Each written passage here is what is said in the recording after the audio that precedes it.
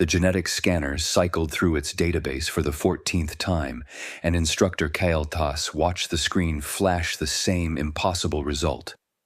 Species, undefined. Threat. Assessment, calculation error, entry authorization, not found. According to YouTube Analytics, 98% of viewers are not subscribed. That's a huge number. By subscribing the channel that is completely free, "Run it again," he said, his voice tight. The technician's hands trembled over the controls. "Sir, I've run it 14 times. The scanner's never failed in 300 years.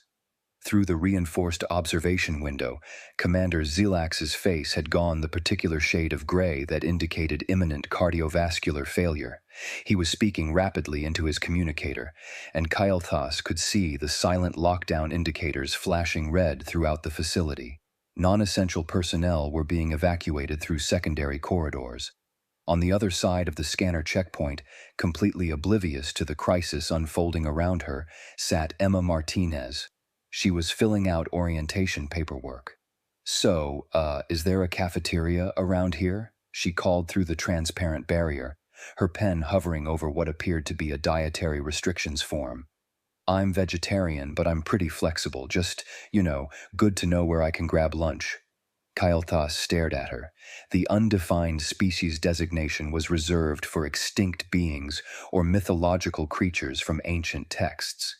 It literally meant the genetic database, containing samples from every known sentient species in the galaxy, had no reference point for what it was scanning.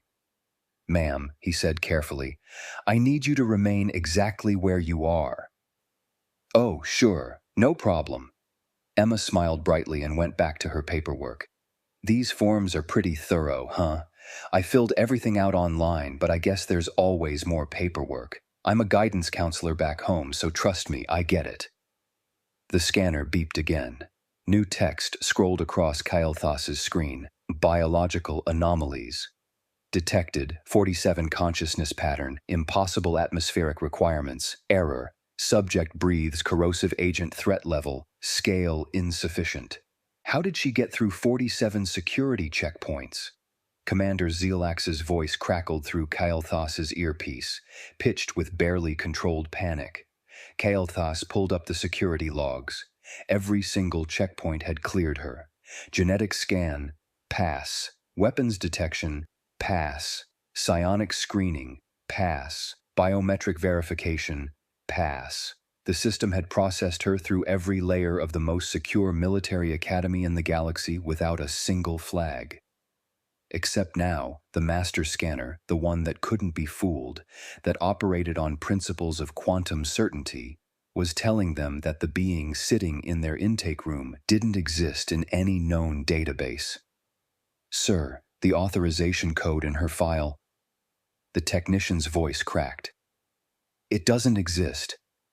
The format is wrong. It's like someone made it up and our system just accepted it." Through the window, Emma had pulled out a small rectangular device and was tapping at its surface with her thumbs. Kael'thas's hand moved instinctively toward the emergency containment protocols. "Ma'am, what is that device?" Emma looked up, confused. "My phone.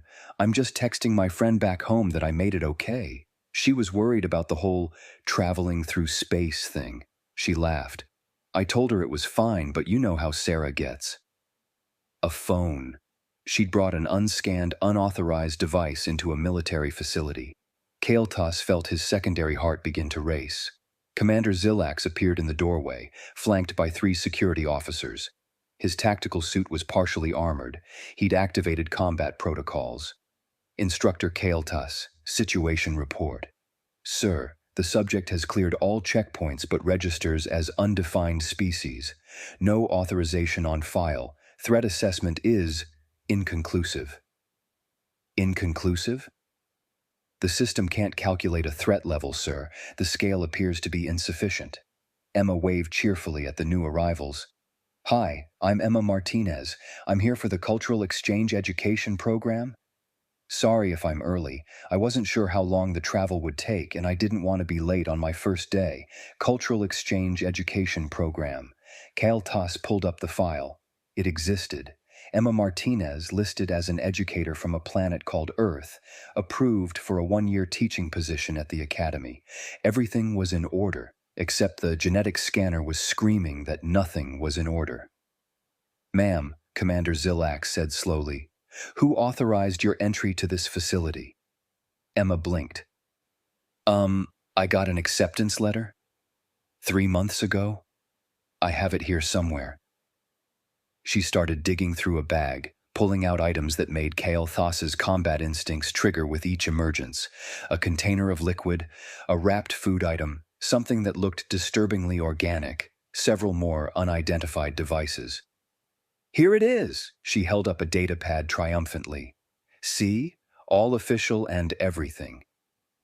The authorization code on the letter was definitely fake, but somehow, impossibly, their system had processed it as legitimate. Kael Thas looked at the scanner results again. Species, undefined, and sitting behind that barrier was a being who had casually bypassed the most sophisticated security in the galaxy by filling out forms online. "Sir," he said quietly to the commander, "I think we have a problem." Emma had gone back to her paperwork, humming softly to herself. "Get me Specialist Vexia," Commander Zilak ordered. "Now!" Kael Thas was already pulling up the emergency consultation protocols, his fingers moving across the holographic interface with practiced urgency. Within moments, 3 department heads materialized as hollow projections around the observation room. Chief Medical Officer Lear Anna, Security Director R. Hill, and Senior Genetic Specialist Vexia herself. "Recalibrate the scanner," Vexia said immediately, her multiple eyes narrowing at the data. "Full quantum. Reset," the technician complied. The scanner hummed, reset, and ran the analysis again. "Species, undefined. Threat. Assessment, calculation error." "Again," Vexia commanded. 3 more times they recalibrated, each time the same impossible result. Her DNA structure, Vexia's voice trailed off as she examined the molecular breakdown. "This shouldn't support consciousness. The base pairs are wrong. The cellular organization violates thermodynamic principles. She should be a puddle of organic matter, not a sentient being." "Is there a bathroom nearby?" Emma called out, standing and stretching. "I've been sitting for a while, and you know." She gestured vaguely. Kael Thas watched 3 security officers instinctively reach for their weapons. "Down the hall, second door on the left," he said, his voice remarkably steady considering his biological readings were showing acute stress response. "Thanks." Emma grabbed her bag and started toward the door. "Ma'am, you need to remain," Hill began. The barrier between the checkpoint and the corridor had already opened, because according to the system, Emma Martinez was cleared personnel. "I'll be super quick," she promised, disappearing around the corner. "Lock down that corridor," Zilak snapped. Hill's hands flew across his console, then froze. "Sir, I can't. The system registers her as authorized. If I overwrite it, I'll trigger facility-wide alarms. We're already at silent lockdown." "She doesn't know that, sir." Vexia was scrolling through additional scans, her expression growing more disturbed by the second. "I'm pulling the auxiliary data. Weapons detection shows." "This can't be right." "What?" Kael Thas demanded. "Subject unarmed but reads as Class Thwathan threat. That's the designation for heavy assault mechs." She pulled up another screen.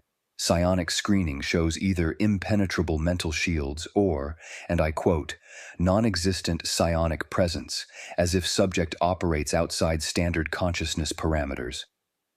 "That's impossible," Lirana interjected. "Every sentient being has psionic presence. It's definitional to consciousness." "Tell that to the scanner." Vexia opened another file. "Combat assessment, danger level error. The system literally cannot calculate a scale sufficient to measure threat potential." Emma returned, looking relieved. "Okay, much better." "Sorry about that. I'm a little nervous about the first day, you know? New place, new species, trying not to mess up the whole cultural exchange thing." She laughed and sat back down. "Is the orientation starting soon?" Kael'thas realized his hand was still hovering near the emergency lockdown trigger.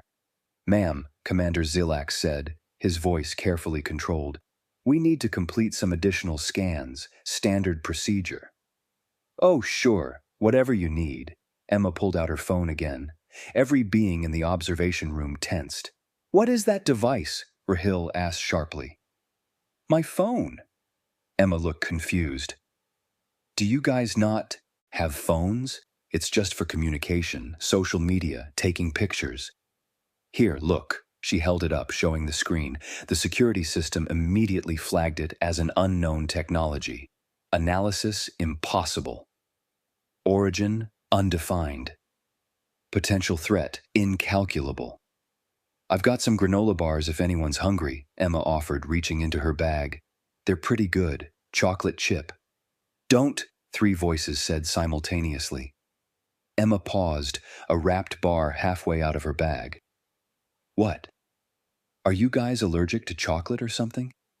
"Sorry, I should have asked first." Vexia pulled up the medical scan results, her face going progressively paler. Biological impossibilities detected. 47. She has redundant organ systems that shouldn't exist. Her immune response could be weaponized. Her skeletal structure density would crush most species. Her atmospheric requirements include breathing. She stopped, reading again to make sure. Breathing, an element that's corrosive to 83% of known life forms. Oxygen, Kael'thas said quietly. In concentrations that should be lethal, Vexia confirmed. Emma was scrolling through her phone, completely oblivious. Wow, no signal out here. Makes sense, I guess. Different planet and all. She looked up at the observation window where she could now see the assembled group of increasingly panicked officials. "Hey, why does everyone look so tense? Is something wrong?" Commander Zealax made a decision. "Get me containment protocols, and someone find out what planet Earth is and why we've never heard of it before." "Already searching, sir," Rahil said. "Database shows." "Oh no." "What?" "Earth is listed as Galactic Threat Class 9. The room went silent. "Those are extinct," Lirana whispered. "Class 9 worlds don't produce spacefaring civilizations. They produce extinction events." Through the barrier, Emma had found something on her phone that made her smile. She was humming again, swinging her legs slightly as she sat, and somewhere in the facility's vast database, alarms were beginning to realize that a being from humanity's homeworld was sitting in their intake room, asking about cafeteria options. Specialist Vexia had been analyzing xenobiology for 43 cycles. She had documented species from ice worlds, lava planets, gas giants, and quantum-shifted dimensions. She had never, in her entire career, said the words she was about to say. This species shouldn't exist. She pulled up the genetic analysis, her hands shaking slightly. "Look at this. Biological redundancies beyond anything we've ever documented. She has backup systems for her backup systems. Her DNA repair mechanisms don't just fix damage, they adapt to it." The scanner flagged it as rewriting physics because it literally cannot model how this works within known biochemical parameters. "Her immune system?" Lirana asked, leaning closer to the projection. "Weaponizes everything it encounters. Every pathogen, every toxin, every foreign substance becomes a blueprint for defense. It's not an immune system, it's an evolutionary arms race happening in real time inside her body." Kael'thas watched Emma through the window. She was eating one of her granola bars now, completely relaxed. "The atmospheric adaptation," Vexia continued, "ignores basic chemistry. She processes oxygen, a highly reactive element, in concentrations that should cause spontaneous cellular combustion. Her body just does it. No specialized filters, no enhanced tolerances. She exists in an environment that violates her own biology and doesn't notice." Commander Zylax had been silent for several minutes, his tactical implants running probability scenarios. All of them were coming back red. "Can we ask her some questions?" he finally said. Kael'thas activated the communication system. Ms. Martinez. "Oh, hey, please, call me Emma." She waved at the observation window. "Is everything okay? You guys have been in there a while." "We're just verifying some information about your homeworld for the records." "Sure, what do you want to know?" Vexia leaned toward the microphone. "Your species' dietary range. The application mentioned you're vegetarian. Is that a biological requirement?" "Oh no, it's a choice. Humans can eat basically anything. Plants, animals, fungi. We're pretty adaptable." She took another bite of her granola bar. "We're omnivores. Jack of all trades, master of none, you know?" The medical database immediately flagged her response. Digestive versatility exceeds known parameters. Toxin tolerance, critical levels. "And your planet's environment?" Vexia pressed. "You mentioned in your application that you enjoy outdoor activities." "Yeah, I love hiking. There's this great trail near my house. Well, great if you don't mind the elevation. Gets pretty steep." Emma smiled. "Earth's awesome. I mean, we've got everything. Mountains, oceans, deserts, forests. Weather can be a bit intense sometimes, but that's just part of living there." "Intense how?" Kael'thas asked. "Oh, you know, hurricanes, tornadoes, earthquakes, floods, heat waves, blizzards." She counted them off on her fingers like she was listing grocery items. "We're pretty good at adapting. Survival of the fittest and all that. Darwin would be proud." Rahel was typing frantically. "Pulling Earth's environmental data now. Tectonic activity, extreme. Weather volatility, class 9. Predator density, fatal. Microbial threat level, pandemic grade. Radiation exposure, unshielded. Gravity, 1.3 standard." He looked up, his expression hollow. "It's a death world." "Death world?" Emma had apparently heard that through the speaker. "I mean, I guess. We just call it home." "Sure, nature's trying to kill you most of the time, but that's kind of the point, right?" "Keeps you sharp," she laughed. "We're just good at not dying, I guess." The Academy's threat assessment system chose that moment to crash. Not slow down, not glitch, crash entirely. "What just happened?" Zilax demanded. "The system tried to run combat simulations using her biological parameters," R. Hill said, his voice barely above a whisper. "It refused, returned an error. Cannot simulate extinction-level scenario in training environment." Lirana's medical database was flashing crimson warnings across every screen. The system just flagged her as a galactic extinction event. Not a threat to the galaxy, an event, like a supernova, like entropy. A new analysis appeared on Vexia's screen. She read it twice before speaking. Psychological profile just came back. Classification: predator wearing prey's smile. "That's ridiculous," Kael'thas said. "She's a guidance counselor." "She's an apex predator who chose to nurture young instead of hunt," Vexia corrected. The profile notes that as potentially more dangerous indicates species-wide surplus of predatory capacity. "Toxicology report," Lirana added, her voice strained. "She survives on multiple poisons, the caffeine in her coffee, neurotoxin. The capsaicin she mentions enjoying. Defensive chemical weapon. The ethanol her species consumes socially. Cellular solvent. She processes them for recreation." Commander Zilax stood abruptly. "We need to evacuate the station." "Sir?" Kael'thas stared at him. "If she's representative of her species, and they're applying to education programs galaxy-wide..." He was accessing his command console, pulling up Galactic Council emergency protocols. "We need first contact procedures. Immediately, this isn't an exchange program application. This is first contact with a Deathworld species, and we didn't know it." "Hey!" Emma called out, checking something on her phone. "Not to be pushy, but is orientation running late? I don't want to miss anything important on my first day." Every being in the observation room turned to stare at her. She smiled brightly and took another bite of her granola bar. a compressed brick of proteins, sugars, and chocolate that the scanner had flagged as nutritionally threatening to most carbon-based life. "We're just finalizing some paperwork," Kael'thas managed to say. Emma gave a thumbs up. "No worries. Take your time." Commander Zilax was already drafting the emergency notification to the Galactic Council. Subject line: Humanity has achieved spaceflight. Priority level: cosmic. "Ms. Martinez," Vexia said carefully, "your application mentions completing basic training before arriving. Could you elaborate on that?" Emma brightened. "Oh yeah, I wanted to make sure I was in decent shape for this. I've been going to the gym pretty regularly. Nothing crazy, just cardio, some weights. Gotta stay healthy, you know?" The combat assessment system, which had just been rebooted, immediately crashed again. "And you listed survival skills as a personal competency," Kael'thas added.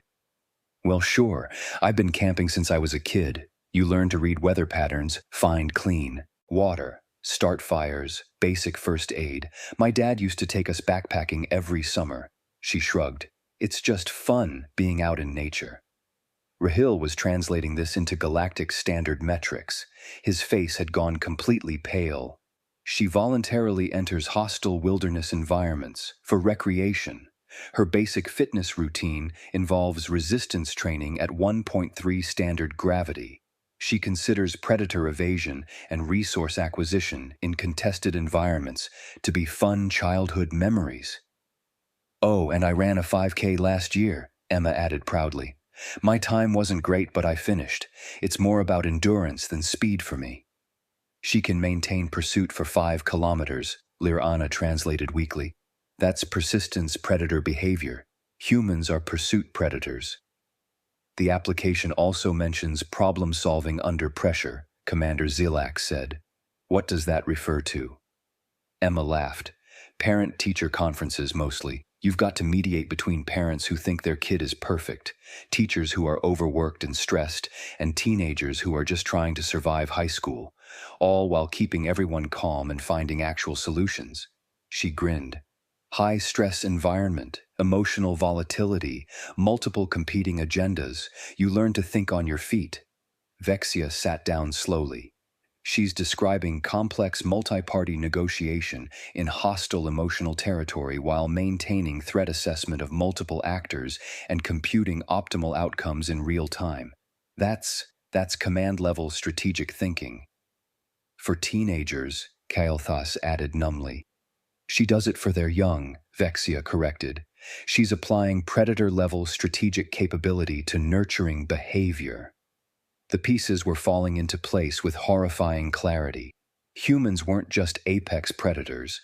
They were apex predators who had evolved on a planet actively trying to kill them, developed technology to conquer that planet, and then decided to use their considerable capabilities to teach other species' children. They were so dangerous they didn't even recognize their own threat level. Commander Zilax made a decision. He walked to the barrier and opened the direct communication channel. "Emma, may I ask you something directly?" "Of course." "Why did you apply to teach at this academy?" Emma's expression softened. "Because I love working with kids. Well, young beings, I guess. Everyone deserves someone in their corner, you know. Someone who believes in them and helps them figure out who they want to be." She smiled.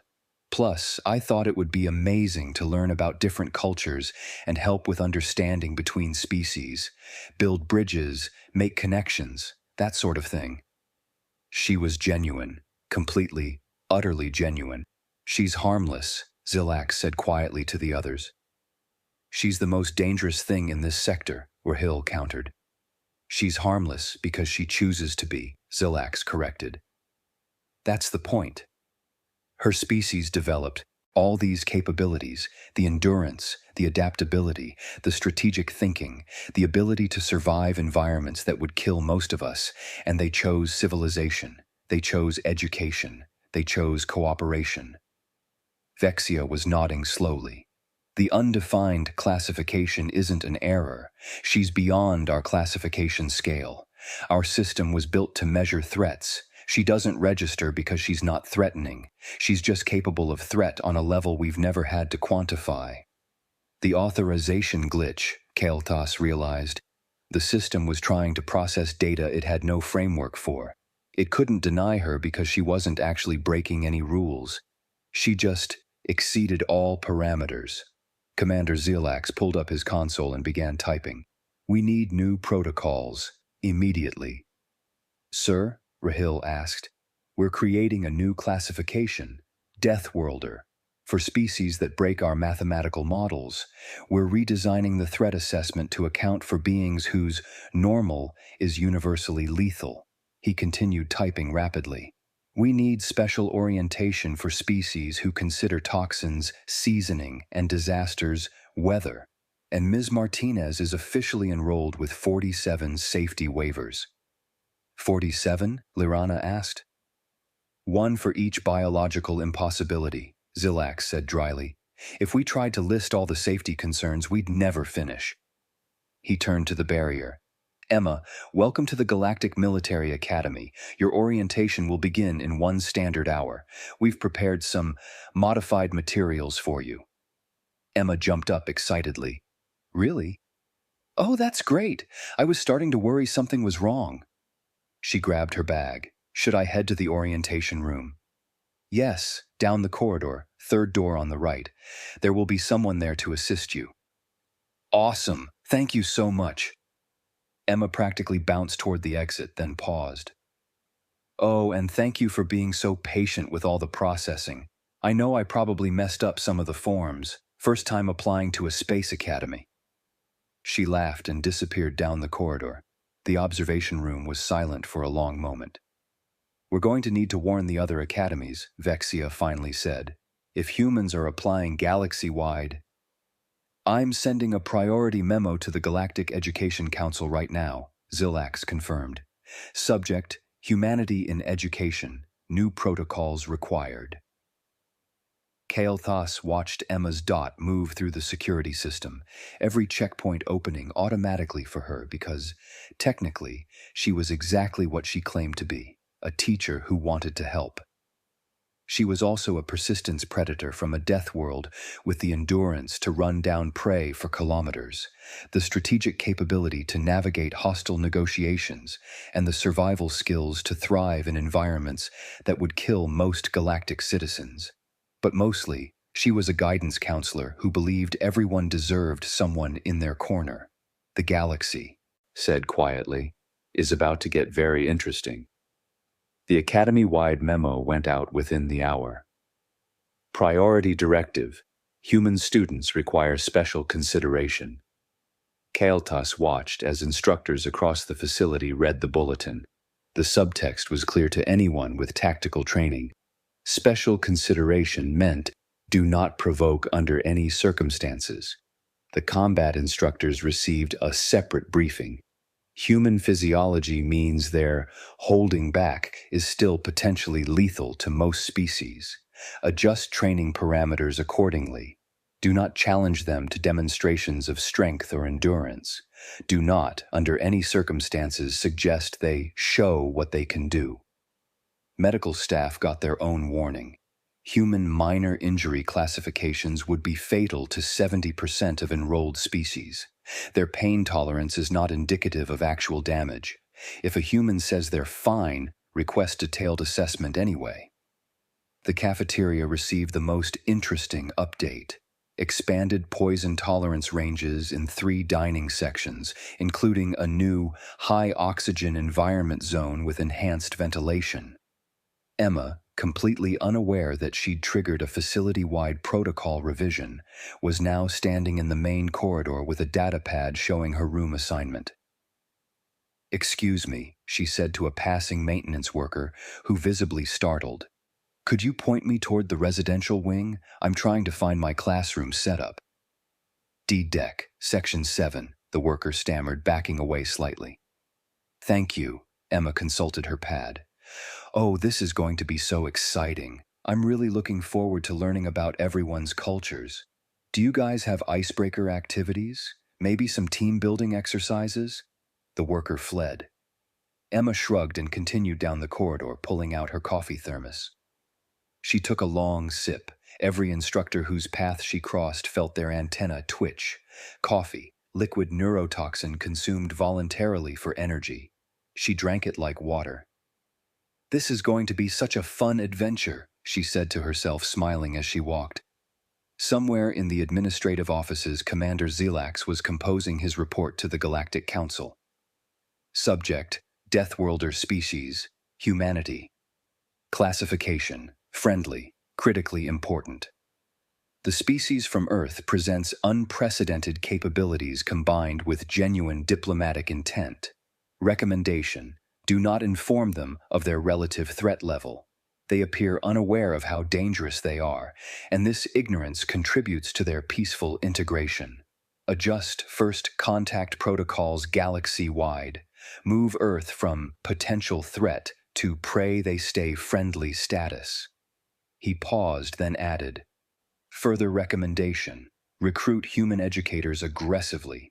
A species this capable choosing to nurture others young represents the most significant diplomatic asset in galactic history." Kael'thas was adding his own note to Emma's file. Human definition of safe is flexible and should not be considered reliable for other species' risk assessment. Down the corridor, Emma had found her assigned quarters. She pulled out her phone. The signal still didn't work, but she'd drafted a message earlier. Text to Sarah. "First day went great. Everyone's super nice here, just a lot of paperwork. The facility is amazing. I can't wait to start working with the students. This is going to be such a great year. Miss you already." She'd send it once she found a communication terminal that could interface with Earth's networks. Back in the observation room, Kael'thas stood beside Commander Zelax, both watching Emma's location marker move through the facility systems. "She's their guidance counselor," Kael'thas said quietly.